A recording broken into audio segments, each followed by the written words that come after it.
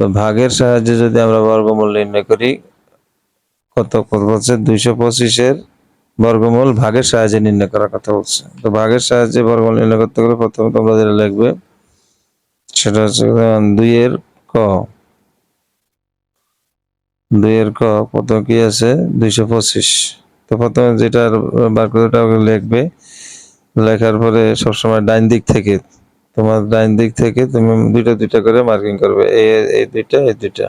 এটা মনে মনে করতে পারো অথবা দাগ দিয়ে নিতে পারো, কোনো সমস্যা নেই। দুইটা করে মার্কিং করার পরে আমি তোমাদের বোঝার সুবিধার্থে দিয়ে নিলাম, মার্কিং করলাম, চিহ্নিত করে নিলাম। এরপরে দেখো এখানে কত আছে 2, তো 2 এর নিচে আমরা 1 দিতে পারি অথবা 2 দিতে পারি, কেমন? তো সেক্ষেত্রে আমরা যদি এখানে 1 দেই তাহলে 1 একে 1, অর্থাৎ এখানে এমন একটা সংখ্যা দিতে হবে তার পূর্ণবর্গ, অর্থাৎ তাকে ওই সংখ্যা দিয়ে আবার গুণ দিতে হবে। 2 দিলে 2 কে 2 দিয়ে গুণ দিলে 4 আসতো, এখানে 3 বসালে 3 তিরিকে 9 আসতো এইভাবে। অর্থাৎ যা বসাবো তাকে আবার তা দিয়ে গুণ করতে হবে, এই হচ্ছে মূল কথা। তো 2 এর থেকে 1 গেলে 1, আর উপর থেকে 2 আর 5 সবসময় জোড়া নামবে, ক্ষেত্রে জোড়া নামাতে হবে। 2 এর থেকে 1 এটা তো বিয়োগফল নামালাম, আর ওটা জোড়া হিসাবে নামবে, এরকম যখনই নামবে এক্ষেত্রে জোড়া নামাবা। তো এখানে 1 থাকলে এখানে দিবা 2, এখানে যদি 3 থাকতো তাহলে 3 দুগুণে আমরা 6 দিতাম, অর্থাৎ এখানে যা থাকবে তাকে 2 দিয়ে গুণ করে এখানে আনতে হবে। যদি এখানে 2 থাকতো 2 দুগুণে আমরা 4 দিতাম, 10 থাকলে দিতাম 10 দুগুণে 20, এখানে যা থাকবে তার ডাবল অর্থাৎ 2 গুণ এখানে বসাতে হবে। এখন এখানে এমন একটা সংখ্যা বসাতে হবে এখানে আমি যদি এখন ধরো 1 দিই তাহলে কত হয় 21, এখন 21 কে 1 দিয়ে গুণ করতে হবে, অর্থাৎ 21 একে 21, আমার তো এখানে 21 না, তাহলে আমাকে কি করব, আমি এখানে যদি 5 দেই দেখো তাহলে 5 এর 5 দিয়া, যেহেতু 5 দেওয়ার পরে 25 হয়েছে, এখন এই 25 কে 5 দিয়ে আবার গুণ দিতে হবে, তো 5 25 আমরা জানি 125 হয়। তো এখানে যেহেতু 5 দিছি এখানেও কিন্তু 5 দিতে হবে, তাহলে আমরা লিখতে পারি সুতরাং 225 এর বর্গমূল, 225 এর বর্গমূল অর্থাৎ 225 এর উপরে রুট দিতে হবে এবং সামনে সামনে সমান সমান 15 দিতে হবে। তোমার ক্যালকুলেটর চাপলো এটা দেখিয়ে দিবে। এরপর আছে দেখো 961,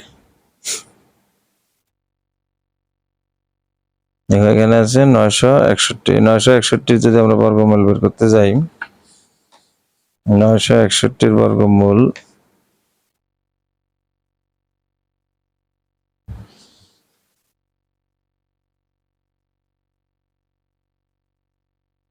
খ নাম্বার 961। তো প্রথমে 961 উঠাও, ডান দিক থেকে দুইটা করে বাদ দাও। তো এখানে আমরা যদি দেই 3 দেই, তাই 3 তিরিকা 9, আগে বলছে এখানে দিক সংখ্যা বসাবে তার পূর্ণবর্গ সংখ্যা এখানে বসাতে হবে, অর্থাৎ 3 এর বর্গফল এখানে 2 বসালে 2 এর বর্গফল এখানে বসাতে হবে, 4 বসালে 4 এর বর্গফল এখানে বসাতে হবে। তো 3 এর বর্গফল অর্থাৎ 3 স্কয়ার হচ্ছে 9। এখন যদি আমরা বিয়োগ করি তাহলে কত নামবে 61, এই 61 নামালাম।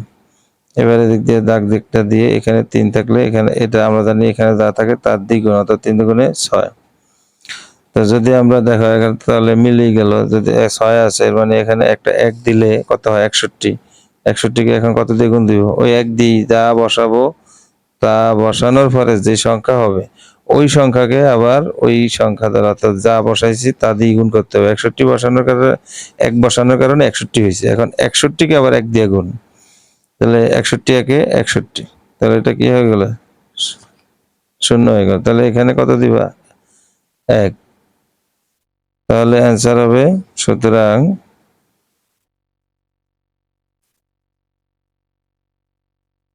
সুতরাং 961 এর বর্গমূল, 961 এর বর্গমূল হচ্ছে √961 সমান সমান কত 31, এই হচ্ছে হিসাব। এরপরে দেখো যদি আমরা গ নাম্বার করি, গ নাম্বার বলছে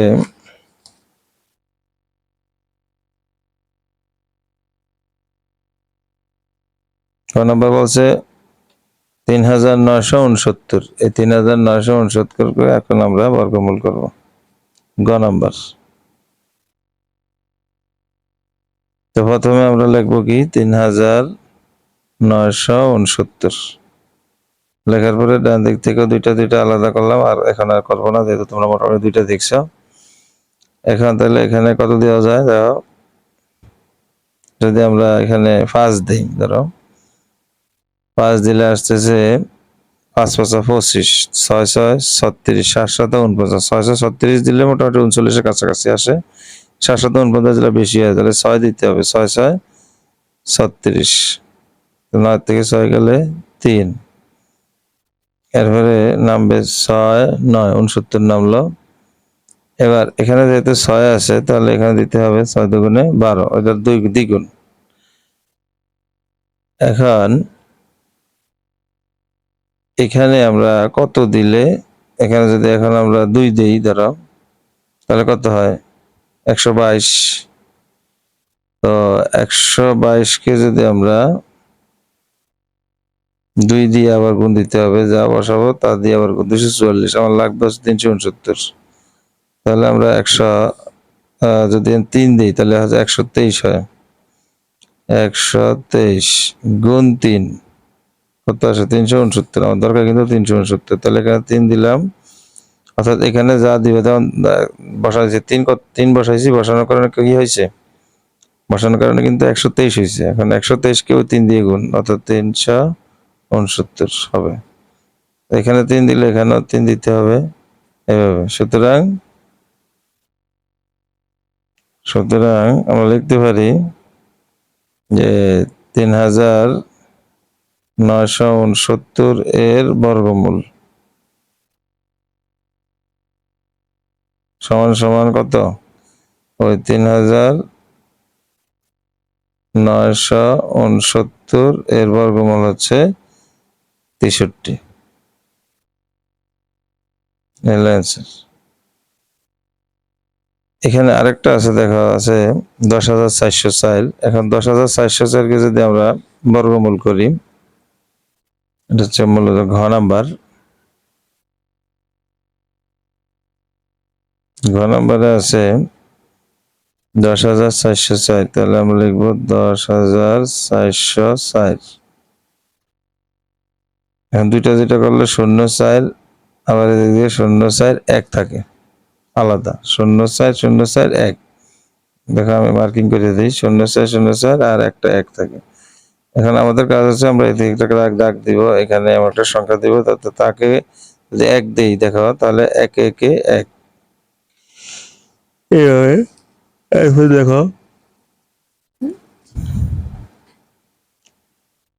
এখন এই 0 তো 0 4 একসাথে নামার কথা, তো 0 নামার তো কোনো দাম নেই, সুতরাং আমরা 4 0 4 নামিয়ে দিলাম।